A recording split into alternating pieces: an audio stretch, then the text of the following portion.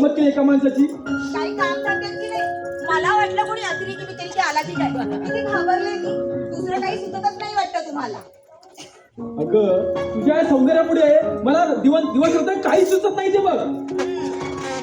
अहो पण थोडा तरी संयमाचा बाण नको का घालायला अशा वृत्तीला.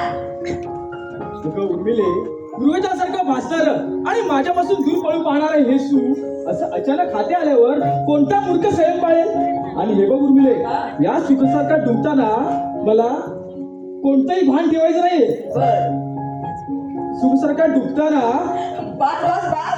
नाका तोंडात पाणी जाणार नाही याची काळजी घ्या म्हणजे झालं. हा आता आजूबाजूला कोणी नाही म्हणून ठीक आहे. कारण भाई कालच तालुक्याला गेले आणि उत्तम सकाळी शेतावर. मग तू ना खरंच एकदम वेळीच आहेस बघ. तुला थोडी अक्कल नाही. आव का असं का म्हणताय तुम्ही. अगं आता घरात कोणीच नाही ना, मग आपण कुठलोच कशाला लवकर. अहो असं काय करताय. दुकानावर जायचं नाही का तुम्हाला. म्हणजे दुकानावर जायचं नाही का तुम्हाला. अगं गेलोच एक दिवस सावकाशने आणि दौलतीने एवढं दुकान उघडलं सुद्धा असेल. हो अहो त्यानं उघडलं असेल पण तुम्हाला वेळेवर जायला नको का. आणि तसंही वक्तशीरपणा पाळला नाही का तर भाई रागावते ना तुमच्यावर. बाई माझ्यावरती मुळीच रागवणार नाही. त्याने माझ्यासाठी खूप कष्ट घेतले आणि निर्मळ प्रेम करतो तू माझ्यासाठी. ए तू बाईचा बहाणा म्हणून विषय टाळण्याचा प्रयत्न करतेस हा. तसं नाहीये हो. अतिप्रेमाला दृष्ट लागायची कोणाची तरी. ए आजीबाई आता उदाहरण देऊ नको हा. बरं बाई राहिलं आमचं. अरे बापरे, राग आला वाटतं आजीबाई म्हटलं म्हणून. आता राजाची राणीच रुसली तर मग मजा कसली. ए बोल ना काहीतरी. अशी शांत का. तू शांत बसलीस का की मला काही सुचत नाही बघ. बोल ना असं काय करते. काय बोलू. काही बोल, मला आवडेल असं. मी तुम्हाला एक गोष्ट सांगू. हा गोष्ट सांगते. मग मी बसू का मांडी घालून. चालेल सांगतो. तर मग अरे हो पण मी सांगितलेली गोष्ट आवडेल ना तुम्हाला. अगं पहिली सांग तरी मग ठरवू आवडते की नाही ते. ठीक आहे तर मग नीट ऐका हा. हा कान नीट देऊन ऐका. हा हे बघ. आज की नाही आता पुढे बोलणार आहेस का. हो हो आज की नाही माझे काका येणार आहेत मला माहिती घेऊन जायला. ही काय गोष्ट झाली का. आणि तुझे काका येणार आहे तुला माहिती झालं घेऊन जायला. अहो असे काय करताय. लग्नानंतर ते पहिल्यांदाच येतात ना मला माहिती घेऊन जायला. अगं पण इतकी वर्ष तू त्यांच्याकडेच होतीस ना, मग कंटाळा नाही का तुला आला. कमालच झाली बाई. अहो कोणत्या स्त्रीला स्वतःच्या माहेरी जायला कंटाळा येईल मला सांगा. मला तर सांगा इथे एक तरी स्त्री आहे का जिला आपण बोलू की तू माहेरी जाऊ नकोस म्हणून. जाणारच ना ती. ऐक उर्मिला अचानक छाती दुखायला लागली. काय होतं? ऐक काय होतं तुम्हाला असं अचानकच दुखायला लागलं. बसायचे मी आलेच ना. माई कशी म्हणतात तेच बघतो आता मी. तू बघच.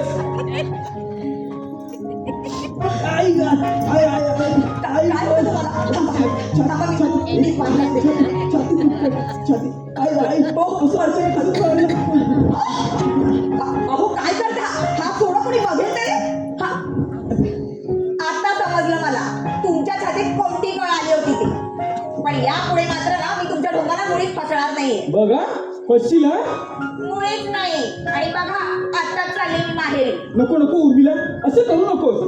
अगं जशी माशाची तडफड पाण्यात घालून द्या तशी माझी होईल. मग माझी होणारी तडफड कोण पाहिल. मग मी आता तुला मात्र त्रास देणार आहे मग तर झालं. पण तू माहीत याचं नाव काढू नकोस. नाही असं माझा तुमच्यावर मुळीच विश्वास नाहीये. अहो लग्न झाल्यापासून बघते मी तुम्ही सारखे माझ्या अवतीभोवती आणि त्या स्वयंपाकघरात घुटमळत असता. आता परवाच्या दिवशी मी कांदा चिरायला बसले तर तेव्हा सुद्धा माझ्या बाजूला येऊन बसला. डोळ्यातून पाणी आलं तुमच्या पण तरी सुद्धा जागचे हल्ला नाही तुम्ही. अगं पण ऐक तरी मी आता असं करणार नाही. तू ते सांगशील ना तेच करेन बस. नाही मला तर तुमचं काही ऐकायचं नाही. मग ठीक आहे जा तू तुझ्या माहेरी. अगं तुला असंच करायचं होतं मग लग्नच काय दिवस माझ्याशी. आणि हो मी आता दुकानावर जात आहे. माझी वाट पाहू नकोस म्हणजे झालं. अगो बाई राग आला वाटतं स्वारीला.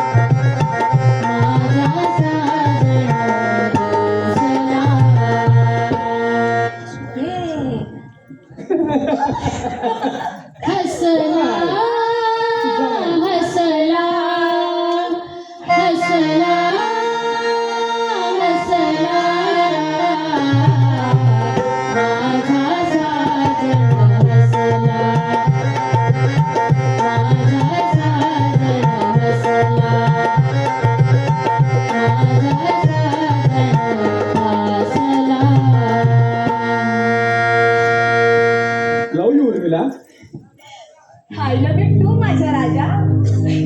ये.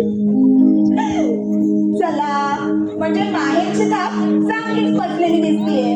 तू माहिती थाप पाहिलीस? म्हणजे काय? अच्छा, अशी विकेट घेतलीस का तू माझी? पण आता बघच हं? कशी नाबाद बलंदी करतो ते. हो का? हा. अहो अगं बाई, काका आले. कुठे? हा, ते बघा ना. कुठे काका? बघा बघा, कोणते काका? दिसत नाही का? जरा नीट बघा ना. काका कुठे? हा बघा, जरा नीट बघा. नाही. हा आले. ते काय बाजूलाच आहेत. नाही, काका दिसतच नाहीये. कुठे? कुठे आहेत काका? हं? मी कुठे गेले आता? अच्छा, असं फसवलंस मला तर. आता तुला सोडतच नाही बघ. काय करता, कोणी बघत नाही? सोडा म्हटलं ना. अरे थांब ना जरा. नाही. एकच फक्त. अहो, वेळ लागते का तुम्हाला? सोडा.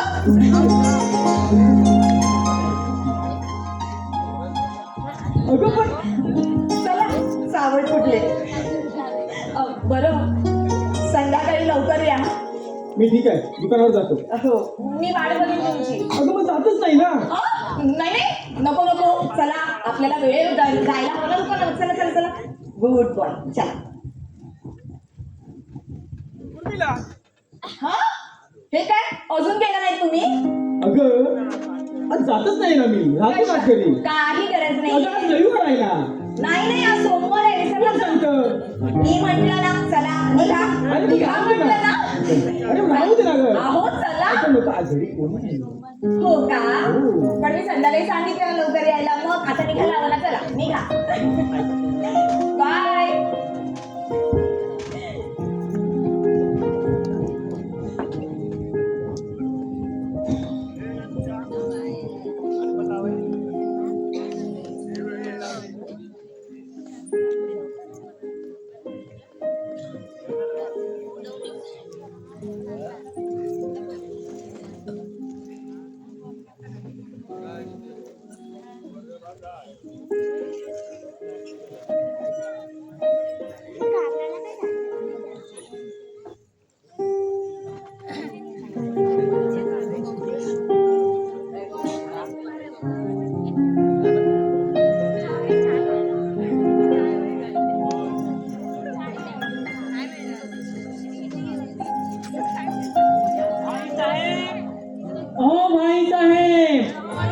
भाई साहेब, अहो भाई साहेब.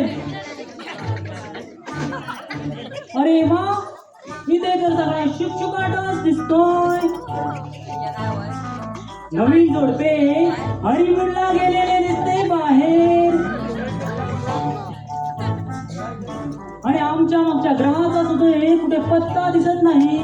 कुठे शेण खावायला गेलाय कोणास ठाऊक. अरे पुढे आहे का घरात? अरे पुढे आहे का घरात? आले आले.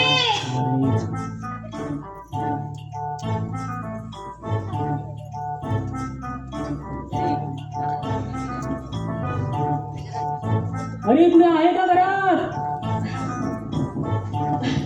कोण? शंभू काका तुम्ही? नमस्कार करते. सौभाग्यवती भव. उभे का? या ना, बसा. हो बसतो.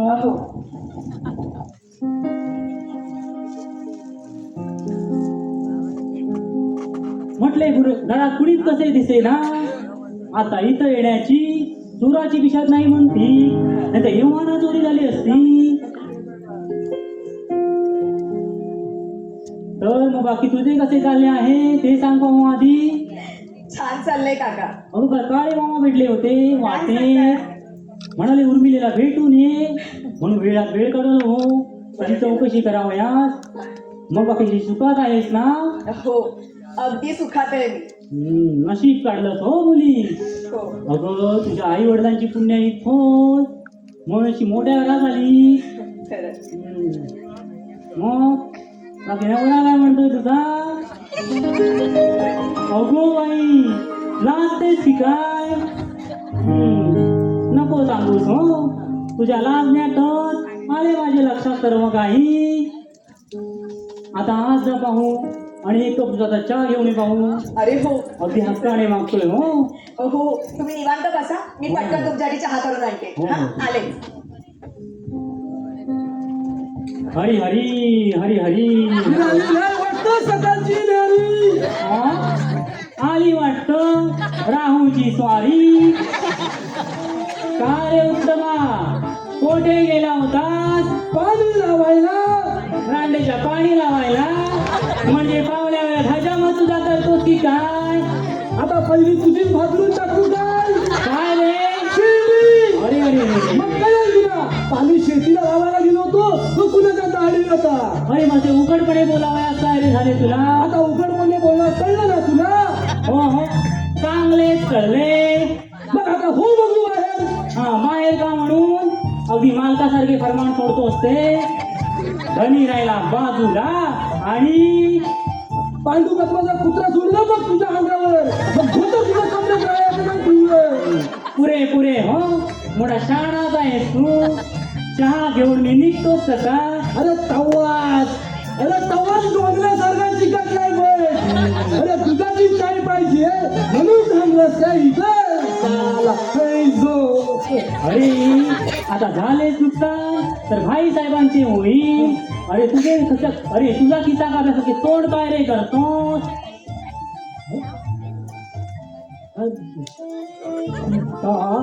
माझे काय जातोय असे म्हणतोस तू? हो हो, अगदी तेच म्हणावयाचे आहे मला. अरे तुझा किस्सा काढण्यासाठी तोड काय करतोस? मग काय करतोय मी?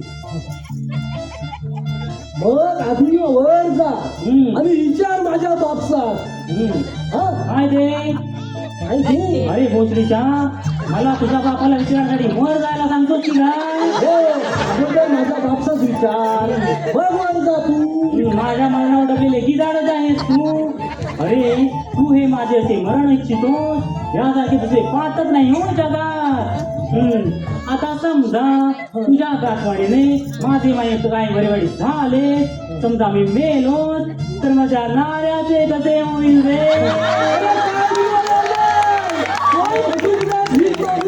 आपलं चांगलं पोट भरील. नशिबाचे आता तेवढे तरी तुला बोलला. चहा घ्या. बसा. चहा पिऊन बसले. उत्तम भाऊजी, तुम्हाला सुद्धा चहा केलाय, आतमध्ये जाऊन घ्या. हा वहिनी साहेब. हा बुलकतोय. वहिनी साहेब, हा? हे टाकलं की शेण टाकलं? चांगला बुलकतोय तू. उर्मिले चहा बाकी का अगदी ताजा दुधाचा. अगं तू घरात आल्यापासून दुधात भेसळ होत नाही वाटतं. एका बोग्याचे फार हाल होत असतील नाही?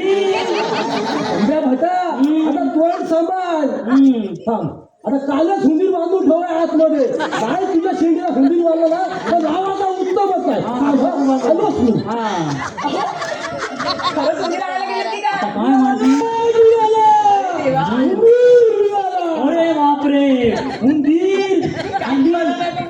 अरे बापरे, हा खरंच आणतो की काय आता उंदीर?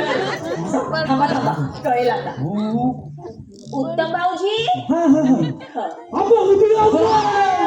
हो मंडळी, तुम्हाला काय खोटं वाटत ना? आम्हाला हुंदीर आहे. बापरे. पण थोडा आमच्याला खाणं कमी आहे पण माजलाय हा ना.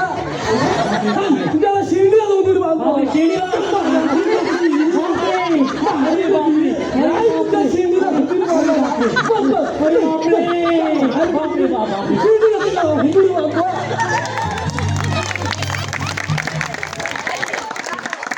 आमचे उत्तम भाऊजी पण आहेत ना. खरंच.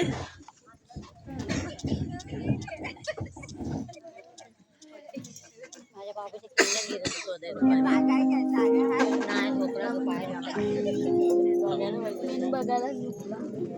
बघायला दुपारी झोपून जरा गोंधळ झाला दुपारी उठवाय नको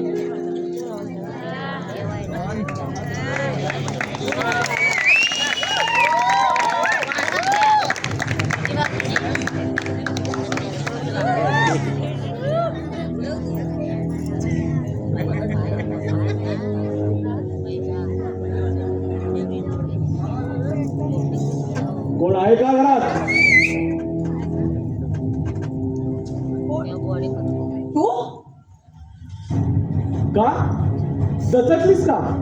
इतका मी भयंकर वाटतो तुला? दुष्ट माणसाची सावली सुद्धा वाईट असते असं म्हणतात. शब्द जरा जपून वापरलेस ना तुझ्या कमणीला ध्याला ते शोभून दिसतील. तेव्हा विचारांची बोध नसल्यासारखी वायफळ बडबडू नकोस. मग तू का आलास माझ्या घरात? अगं गावचा माणूस गावातल्या घरात येणारच. शिवाय तुझ्या बहरलेल्या देहाला डोळे भरून पाहायला आलोय. मूर्ख माणसा, एका विवाहित स्त्रीला असं बघत जराही शरम वाटत नाही तुला? विवाहित? अगं तू माझी आली असतीस ना असं बोललो नसतो तुला. अरे तुझ्यासारख्या चोराची बायको होण्यापेक्षा मेलेलं काय वाईट? अगं मग तोच मार्ग तुला अवलंबावा लागणार आहे. मी तुला लग्नाची मागणी घातली पण तू मला नकार देऊन नकोल्या शब्दांनी मला स्वाभिमान दुखावला. त्यात माझं काय चुकलं रे? अरे या गावातला गावगुंड म्हणून तुला लोक ओळखतात. जंगलतोड करून बेकायदेशीरपणे चंदनाची आणि सागाची लाकडं चोरून तू विकतोस. त्याच पैशावर तू आणि तुझे साथीदार नको नको ते काळे धंदे करता. असं कोणतं व्यसन नाहीये तुला की तुझ्या कर्तृत्वाचं गुणगान गात बसावं? बस कर. तुझी निरसक बडबड ऐकायला नाही मी आलो इथं. तू माझ्या जीवनात आली असतीस ना तर कदाचित वेगळ्या वाट्याने चाललो असतो. पण ती संधी तू मला दिली नाहीस.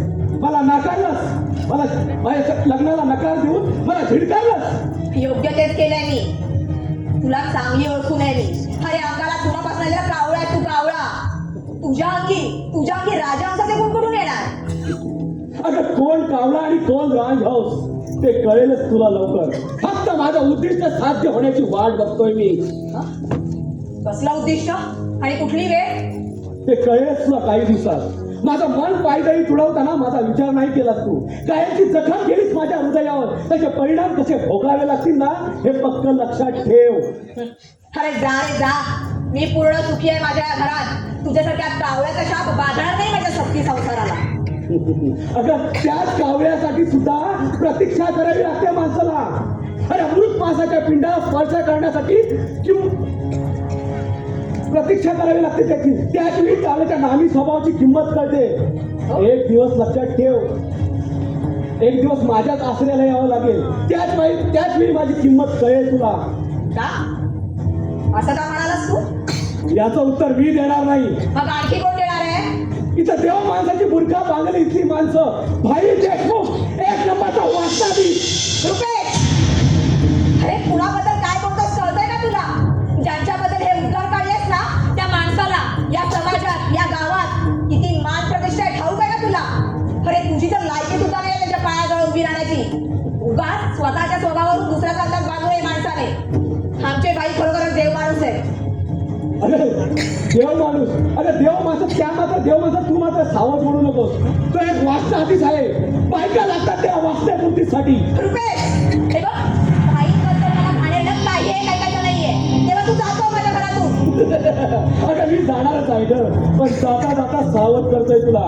हा बाई स्वतःला दयावान दानशूर समजतोय ना ही सारी स्टेप उधळणार आहे आपल्या मोठेपणासाठी. अगं गावातल्या लोकांना अडकल्यांना मदत करतो आणि त्याचं व्याज म्हणून त्याच्या तरुण पोरी बायका. अगं तरुणपणी बायको मिली तरी सुद्धा लग्न का नाही केलं त्यानं? अगं बाहेर वाचना भागाला मिळते ना म्हणून. बास, आता खूप बोललास तू. आता यापुढे मला तुझा एक शब्द सुद्धा ऐकायचा नाहीये. हे बघ आमच्या घरात आग लावून माझं मन बदलण्याचा विचार सोडून दे. आमचे बाई खरोखरच देव माणूस आहेत. तेव्हा तुझ्यासारख्या लांडग्याने त्यांच्या कर्तृत्वावर शिंतोडे उडवल्याने थोडीच ना मी बिथरणार आहे. ठीक आहे. आता पुन्हा येईल ती तुझी खात्री पटवण्याकरता. Good bye.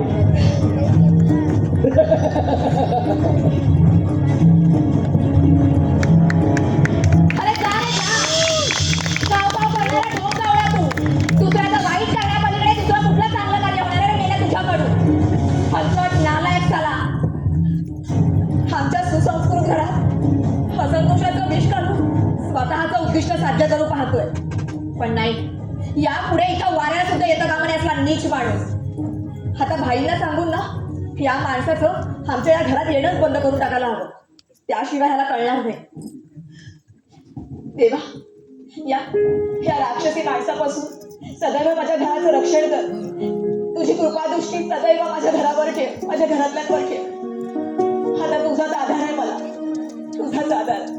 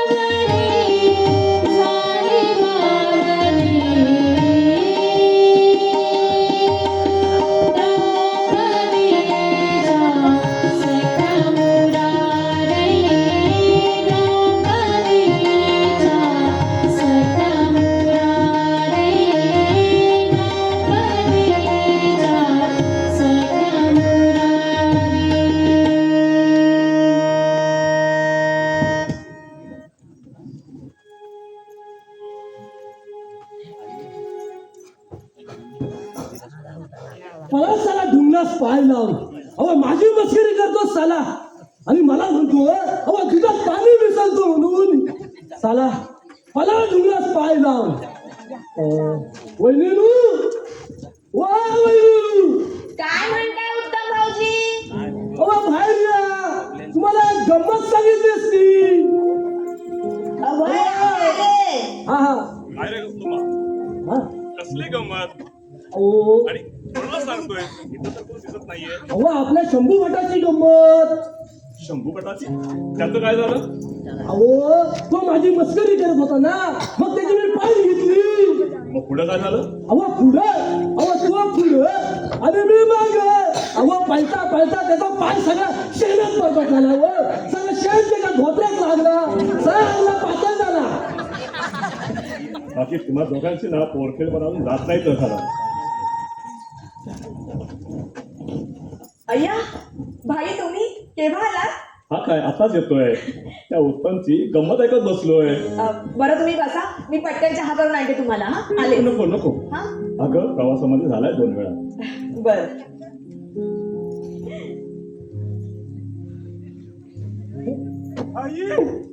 आता हो बोला. भाई काय माहिती? थांबा. हो भाई अरे बापू, अरे बापू काय झालं बापू? असं बापा टाकीत काय आलंय? ये बस ये बस ये. उत्तम थोडं पाणी आण बापू. बस अरे माझ्या तोंडची पाणी पडायची वेळ आली रे भाई. थांब. म्हणून तुमच्यासारख्या देव माणसाकडे आलो रे. ठीक आहे घे, पाणी घे. शांत हो जरा. शांत. सांग भाऊ आता काय झालं ते? भाई माझी पोरगी उर्मिला मरणाच्या वाटेकडे डोळे लावून बसले रे. सुईन म्हणाली पिंड अडवाला तिला ताबडतोब हॉस्पिटलमध्ये न्यायला पाहिजे. तिची जी तळमळ बाबू माझ्या तर हवत नाही. सारखी पाखरासारखी जीव रे वरगाली करते. अरे मग तू इकडे कसं काय आला? अरे अगोदर त्या हॉस्पिटलमध्ये घेऊन जायचं ना की. जाणार होतो बाहेर जाणार होतो मग पण कडवणीला एक गमडी नाही म्हणून तुमच्यासारख्या देव माणसाकडे आलो पाहिजे. देव माणसाकडे आलो बाहेर बाहेर काय पण काय पण तुम्ही वाचवा माझ्या पोरीला वाचवा. शांत हो शांत हो शांत हो शांत हो. चल मी येतो तुझ्या बरोबर. चल. अहो पण भाई तुम्ही आताच प्रवासातून आलात आणि लगेच जाताय. उर्मिला अगं परोपकारांसाठी जन्म आपला. त्या भाड्या आपल्या अपेक्षित जीवाला काय माहिती हॉस्पिटलची. म्हणून मी स्वतः जातो. उत्तम हा भाई तू चल माझ्याबरोबर. चल बाबा चल. उर्मिला येतो मी. काय आहे ते बघून. चल उत्तम. भाऊजी नीट राहा. हाल काय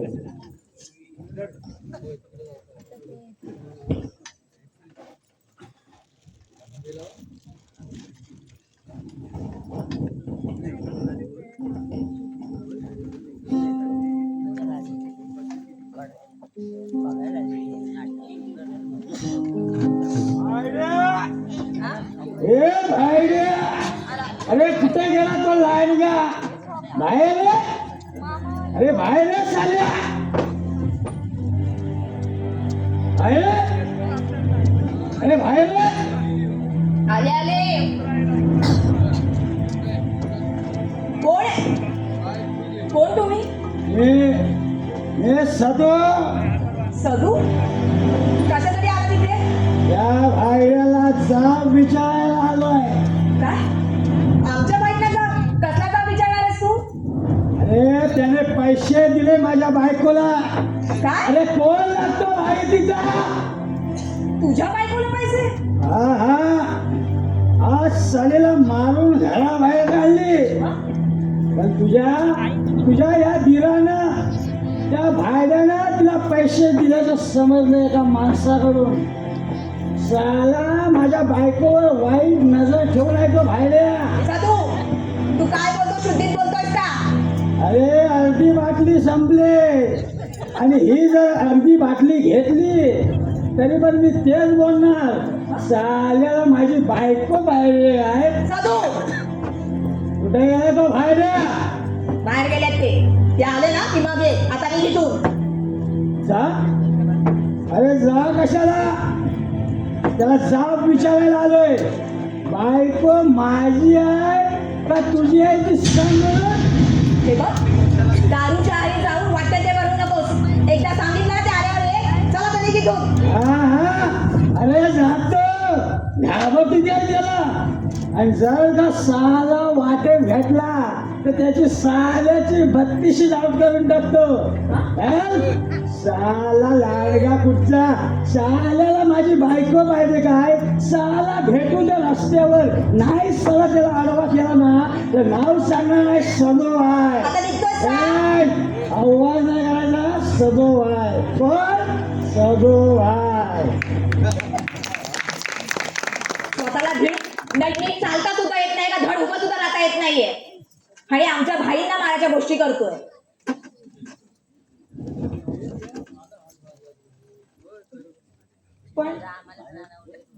पण मी म्हणते आता ह्याने जे काही सांगितलं यात कितपत सत्य असेल हे देवच जाणे.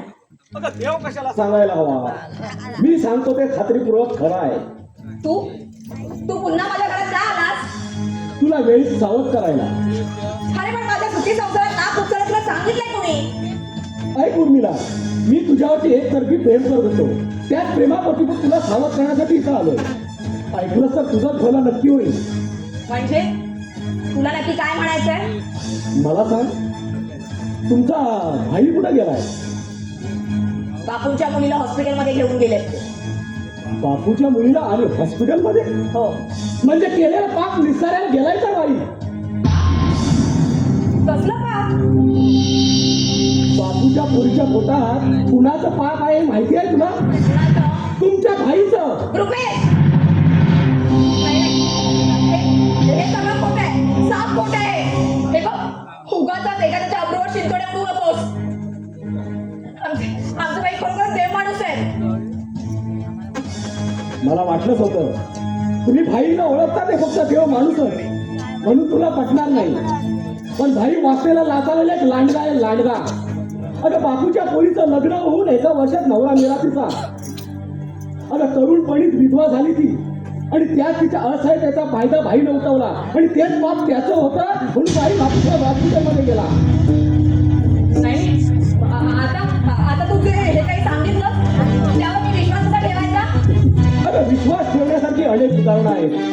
सदूच्या बायकोचे आणि भाईचे कोणते संबंध माहिती आहेत तुला? अगं सदूने रात रोज एकामेकाच्या मुठीत पाहिलं त्या दोघांना. अगं सदू सारखा चांगला माणूस आणि दारूच्या आड गेला. अगं भाईच्या काळ्या पुस्तकांचा एक ग्रंथ होईल मग. अगं हेच कशाला? अगं उद्या तुझ्या नवऱ्याला फसवून दान धर्माच्या निमित्तानं सारी इस्टेट त्या बापूच्या पोरीला होणाऱ्या पुत्राला मिळेल. तेव्हा तुझ्याही तुझ्या नवऱ्याचे डोळे उघडतील. तेव्हा वेळी सावध होऊ तुला. हे जर सत्य असेल ना तर आता वेळीच सावध करायला हवा बोलला. सत्य अगदी सूर्यप्रकाशा इतकं सत्य आहे ते. आता हेच बघ ना, अगं बापू भाई एवढा दमून बाबून तालुक्यावर आला आणि तो सुद्धा बापूच्या मुलीवर हॉस्पिटलमध्ये गेलाच ना. तर का? तर स्वतःचा खाऊपणा दाखवण्यासाठी, मोठेपणा दाखवण्यासाठी. अगं माधुरीला वाटतं आपल्याला कोणी पाहत नाही, पण जगाचे डोळे सतार उघडे असतात उर्मिला. नाही पण हे सगळं आमच्या भाईच्या बाबतीत घडू शकतं. याचं उत्तर तुला, ह्या उत्तरासाठी तुला केव्हा तरी बळी जावं लागेल.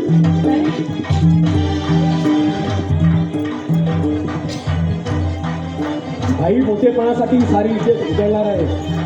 तेव्हा वेळी सावध उर्मिला. आता येतो मी. माझी आता पूर्ण खात्री झाली आहे.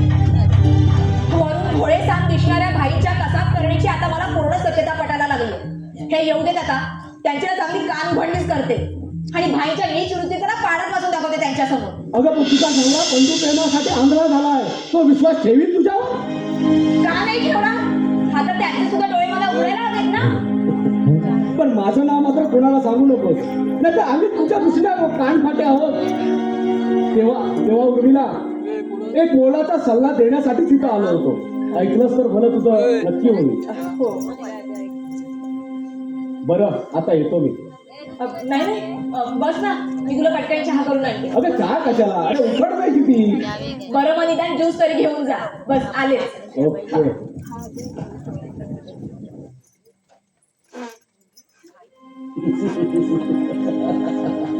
सरबत पाचते काय?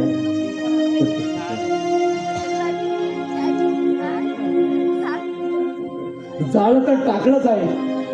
आता त्या जाळ्यात मासे कसे कसे गळा लागतात ना तेच पाहायचं आहे मला. मी माझं उद्दिष्ट साध्य करणार. ह्या भाईच्या पूर्ण इस्टेटीसह आणि उर्मिला समाजावर भोगल्याशिवाय हा सुडाणी आणि शांत होणार नाही.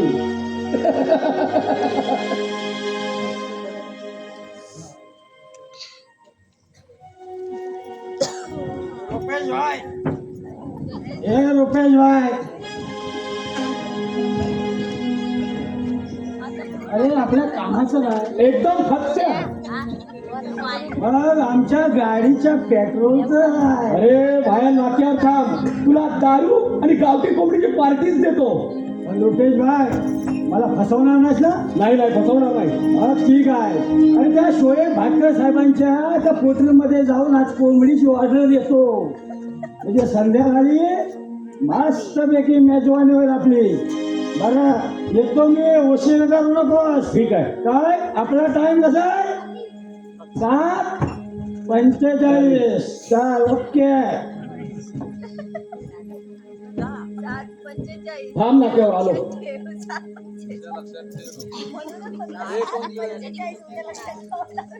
राणी पाहिजे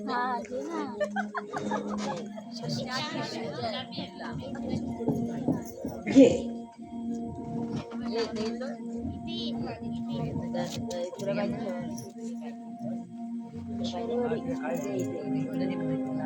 वा छान. आता बरं निघतो मी. फारच उशीर झालाय. पण पुन्हा केव्हा येशील? अगं तुझा हिताचिंतक म्हणून. ज्यावेळी तुझ्या संकट येईल त्यावेळी हा रुपेश हजर राहील. येतो. बाय. हो सांभाळ स्वतःला. हो.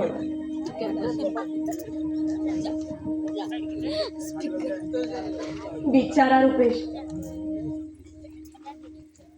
खरंच मनाने किती निर्मळ आहे नाही तो. हाच वेळीच त्याने मला सावध केलं म्हणून बरं झालं, नाहीतर माझ्या सुद्धा आयुष्यात एक वेगळं चित्र निर्माण झालं असतं. पण मी म्हणते याने आणि त्या मगाशी सधूने सांगितल्याप्रमाणे आमचे भाई खरोखरच व्यभिचारी असतील का? शिबाई, डोकं अगदी सुन्नत झालंय विचारात. काय कळायलाच मार्ग नाही.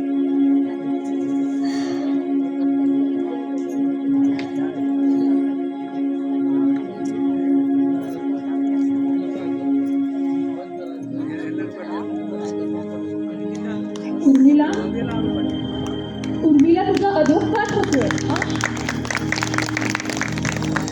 नाही नाही, भाईसारख्या स्वच्छशील, प्रेमळ आणि दयावान माणसावर संशय घेतेस. अगं तुझ्यावर आणि अमोलवर निर्जव्य प्रेम आहे त्यांचं. त्या प्रेमापोटी त्यांचा काही एक फायदा नाहीये. एक वचनी, एक बाणी, एक पत्नी असा आदर्श पूर्वी श्रीरामप्रभूंचा महान गुण त्यांच्या ठाई वास करत आहे. आणि तू अशा सज्जन माणसावर संशय घेतेस. आणि ते कशासाठी? असे घाणेरडे आरोप लावणारे क्षुद्र कीटकांवर विश्वास ठेवून. नाही, आमचे भाई खरोखर चांगले आहेत. हो हो चांगले आहेत ते. का विश्वास ठेवू नये त्याने त्यांच्यावर? अशा खात्रीपूर्वक सर्व माहिती मिळाल्यानंतर कोणीही विश्वास ठेवेल त्यांच्यावर. हो. भाई म्हणजे वाघाचं पाथडं पांघरलेलं एक लांडगा आहे. लांडगा. बापूच्या पोरीच्या पोटी त्याचंच पाप आहे. हो. सदूच्या बायकोला वश करून त्यांनी सदूला माणसातून उठवलं. तुला त्या भाईपासून बचाव करायला लागेल तुझा. उर्मिला, अगं विचार कसला करतेस? तुझा नवरा आला की त्याच्या समोर भाईच्या अब्रूचा पाढा वाच. हो तसंच करते. तुमचा वेगळा संसार मांडण्यासाठी त्यांना उपयुक्त कर. हो हो अगदी तसंच करते मी. तसंच करते. आता येऊ दे, बरोबर करते त्यांना.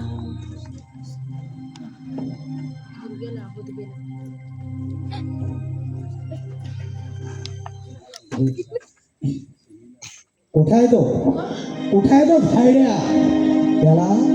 त्याला मला जाब विचारायचा आहे त्याला. नाही नाही. साल्याला माझी बायको हवी काय? बापूच्या पोरीच्या पोटी कुणाचं पाप आहे माहिती आहे तुला? तुमच्या भाईचं. नाही नाही. तुमची सारी इस्टेट त्या बापूच्या पोरीच्या अनावरास पुत्राला मिळणार आहे. नाही. अगं सदू सारख्या माणसाच्या बायको बरोबर व्यभिचार करून त्याला माणसातून उठवलंय तुमच्या भाईनं. उद्या तुला सुद्धा तो आपली शिकार करेल. नाही. सावध हो उर्मिला, सावध हो उर्मिला, सावध हो. नाही. हो. मी सावध होणार आहे. नाही नाही. असं काही सुद्धा होणार नाही माझ्यासोबत. मी या सगळ्यांपासून सावध होणार आहे. मी सगळ्यांपासून सावध होणार आहे. हो. नाही भाई सोडा मला. दूर व्हा माझ्यापासून. नाही भाई, तुम्ही जाता ते चुकीचं आहे. भाई नाही, लांब व्हा माझ्यापासून. नाही सोडा मला. नाही. अगं मी अमोल. काय आलं असं का करतेस? अमोल. काय झालं? अमोल भाई. काय आलं?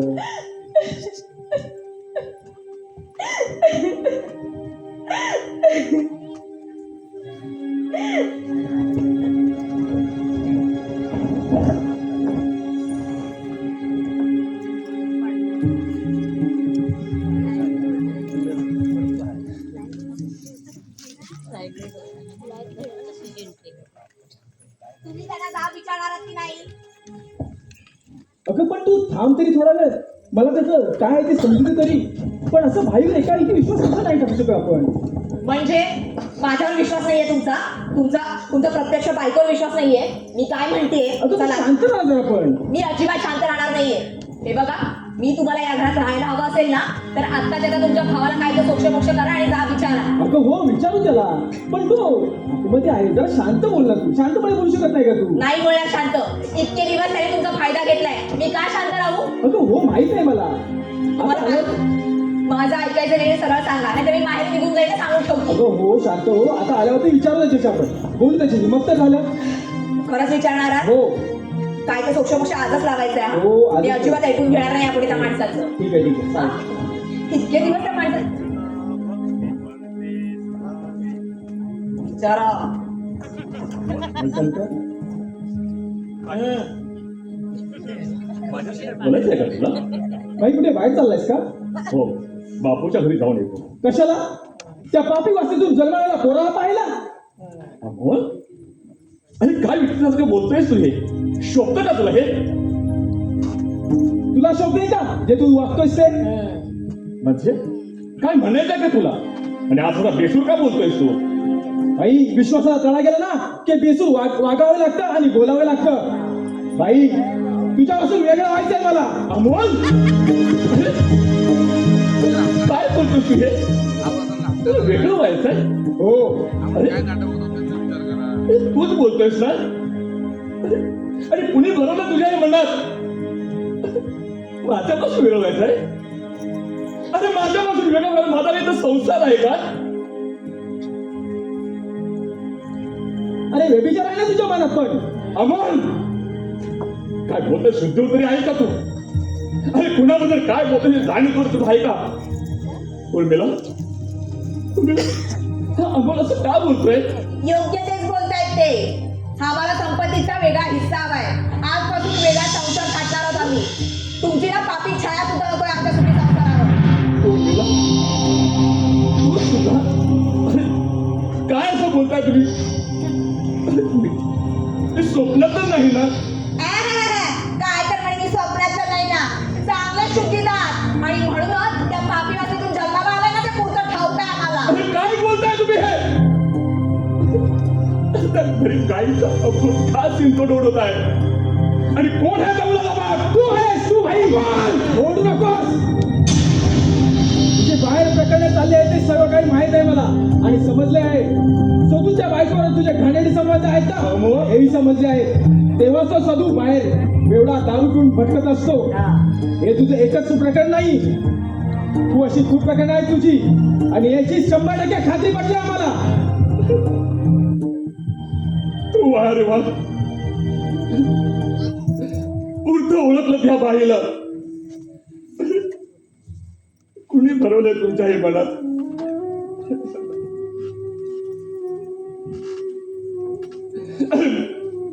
माझे काळीच चिराय निघालात रे तुम्ही दोघं, काळीच चिराय निघालात. अरे आज मला व्याधीशाळी म्हणून कळण्यात सिद्ध झालात तुम्ही, सिद्ध झालात. अरे त्या सूर्यावर झुकण्याचा प्रयत्न करीत आहात, पण तीच तुमची तुमच्या देहावर उडेल, देहावर उडेल. अरे रे, खूप आणि शाप सुद्धा दिला असता तुम्हाला, पण माझ्याही हाताने मायेला रोपता मीच खुडून टाकल्यासारखं होईल.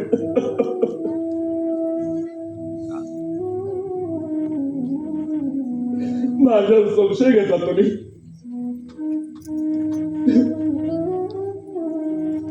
बापूची पोर तिचा नवरा गेल्यानंतर 1 वर्ष तिचा नवरा गेला, मग तिला होणार मूल व्यापी कसं जन्माला येईल?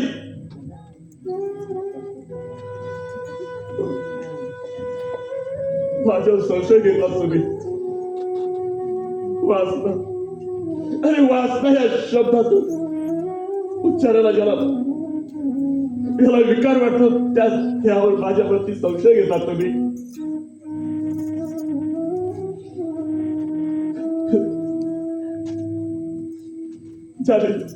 स्वतःच्या पत्नीच्या दगदगत्या चितेसोबत शपथ घेतली की मी शपथ घेतली, एक पत्नी एक वचनी. पण तुम्ही माझ्या देहावर वाचता शब्दांची विष्ठा टाकली. सदूच्या बायकोवर माझे गाजर संबंध आहेत हे तुम्हाला त्या सदूच्या सांगून खरं वाटलं?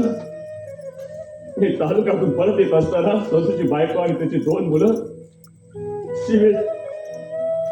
गावच्या शिवेजवळ बसली होती. सदूच्या बायकोच्या डोक्यातून भावाला रक्त वाहत होत. सदू दारूच्या गेल्यामुळे त्याच्या दारिद्र्याचा चालू तिच्या चुन्याच्या ठिगल्यावरती स्पष्ट दिसत होत. पोराच्या कमरेला फक्त चड्डीची दाढी होती. मी तिची चौकशी केला तेव्हा मला कळून चुकला की सदू त्याला मारहाण केलं होतं. मला त्यांची दया आली म्हणून मी त्यांना 500 रुपये दिले. का दिले? का मला त्यांची दया आली. तिच्या डोक्यातून मला वाढा लागतं. मला एक माता दिसली. तिच्या आसमानी भरलेल्या डोळ्यात मला एक बहीण दिसली. पण कुणीतरी चंडाला ना ती वासना दिसली. असे रक्त पिपासू माणसं देखील आहेत त्या जगात, आणि त्याच्यावरती विश्वास ठेवणारे हलके कीटक, शेणाचे शूद्र किडे. अरे माझ्या पवित्र देहावरती सिंदूर उडावणारा हरामखोर आता माझं कोणीच नाही, माझं कोणीच नाही. शारदा, माझी गर्भवती शारदा आई बाबा. अरे परमेश्वरा, या ठिकाणी एकाएकी असं भरण कसं आलं माझ्या कपाळी? मी व्याधीशाळी म्हणून माझ्या बारी डाग ओढवायचा होता का रे तुला? ओढवायचा रे का तुला?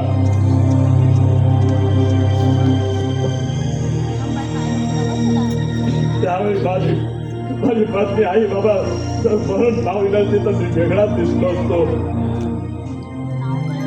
माझा सुखी संसार सोडरगा सुखी संसार मोडला. त्याच वेळी मी भरून पडलो असतो. पण नाही, मी माझं दुःख मी सावरलं आणि माझ्या भावासाठी, त्याला वाढवण्यासाठी, त्याचा संसार फुलवण्यासाठी त्याचा एकाकी जीवन जगत आलो. 56 मुलींचे बाप मी भिजवर असताना मला लग्नासाठी उद्युक्त करत होते, पण नाही. शब्द माझे शब्द, मी दिलेला शब्द आणि तुमचा दिलेला शब्द, तुमचा दिलेला शब्द माझं हृदयात जखम करून गेलाय. एक शब्द प्रेम देतो, एक शब्द चिरकारतो, कायमचं नाव व्यक्त करण्यासाठी. एकदा विश्वासाला खरा गेला की साथ अशक्य होत. ते घडून असं वाटत ते नेमकं तेच घडत असतं. माणूस फार वेडा आहे रे, वेडा. उंच घेण्याचा प्रयत्न करतो आणि कोसळतो आणि क्षणासारखा रडत बसतो. पण नाही, मी रडणार नाही. हे प्रेम वाक्यात मी खोटा ठरवणार आहे. उर्मिला,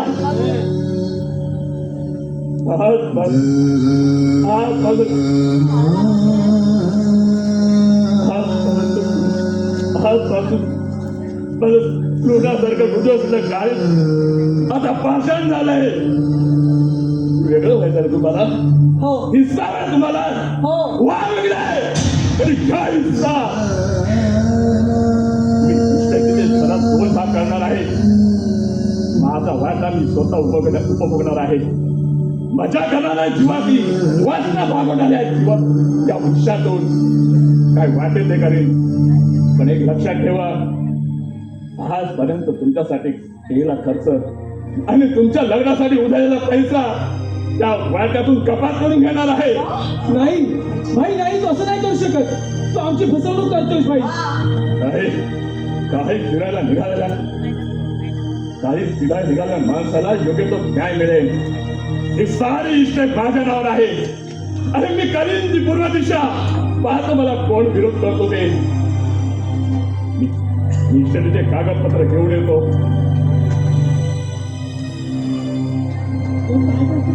हिस्सा हवा तुम्हाला, हिस्सा घ्या. अरे बाबा, अरे बाबा, अरे बाबा, माझा आम्हाला तर राहिला नाही, आपला आम्हाला तर राहिला नाही. माझ्यापासून वेगळा होतोय. अरे बाबा, खूप चांगला प्रयत्न केला पण नाही, व्यर्थ आहे सर्व. मी व्यर्थ आहे सर्व. शादे, शादे तुझा अमोल भैया माझ्यावर वेगळा होतोय. शादे नाही, मी व्याभिचारी नाही आहे, मी व्याभिचारी नाही. शादे, तुझी शपथ घेऊन जातो, मी व्याभिचारी नाही. अरे तुझा अमोल भैया वेगळा होतोय, वेगळा होतोय.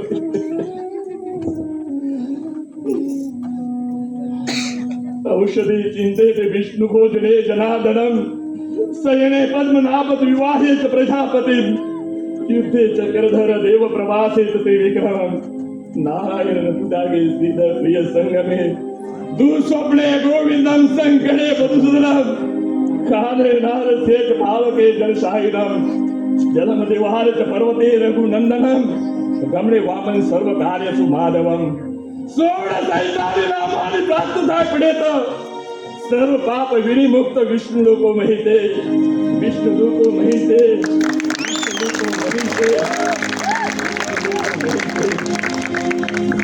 विष्णु लोको महिते. हो, तुम्ही गप्पा का? तुमचा भाऊ एवढा तोडसूक घेतोय आणि तुम्हाला काहीच बोलता येत नाही. बघितलं ना, 1 नंबरचा घोटाळा, ढोंगी लबाड माणूस आहे तो. हो भाई, असं फसवेल असं वाटलं नव्हतं मला. सारी इष्ट त्याच्या नावात आहे. मी काहीच वाटेल ते करेल म्हणतोय. नाहीतर मला काय? आता बघायलाच पाहिजे. हो हो, बिचारा तर रुपेश वेळीच भेटला म्हणून बरं झालं. नाहीतर आज आपली घोर फसवणूक झाली असती. बरं झालं ग बाई, योग्य वेळी देव माणूस भेटला. हो. हे काय अजून तुम्ही झोपेला इथेच उभे आतमध्ये जाऊन बघा तरी हो. त्याच्या सगळी कागदपत्र ना खोटी असायची सगळी खाणं पण असायची त्यात नाही, आणि बघा. मग तूपही गेलं आणि तेलही गेलं हाती राहिलं दुपाटलं अशी अवस्था व्हायची आपली जा लवकर बघा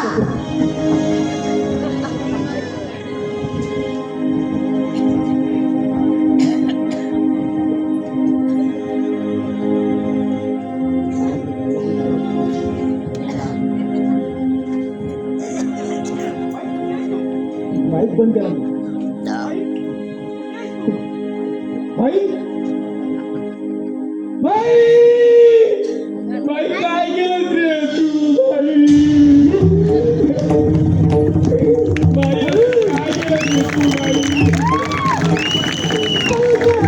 भाई माझं चुकलं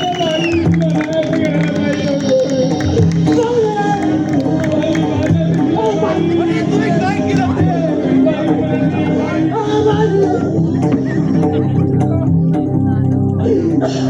काय केलं रे तू